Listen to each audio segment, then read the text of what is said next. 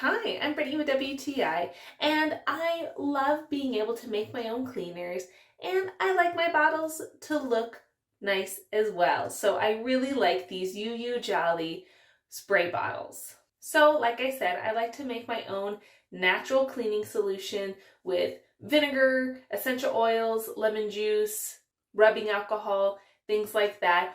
And I also like to try every so often those cleaning tablets that you can just drop in. And this bottle lets me do any of those things and look good at the same time. Very often cleaning bottles have a lot of writing. They look like cleaning bottles. But if you are having maybe some of your bottles in your laundry room out in the open and you want it to look a little bit nicer, this definitely is a nice sleek design. I love how it can fit a lot of solution. The spray works very well, and it has the on and off option as a typical spray bottle would have. So this definitely works just as well as any store-bought spray bottle. So I think this is a great option if you like making your own cleaning solutions, or if you like doing the DIYs, maybe hair strengthener solution, face toner, anything else that is going to be in your vanity area that's going to help you with that.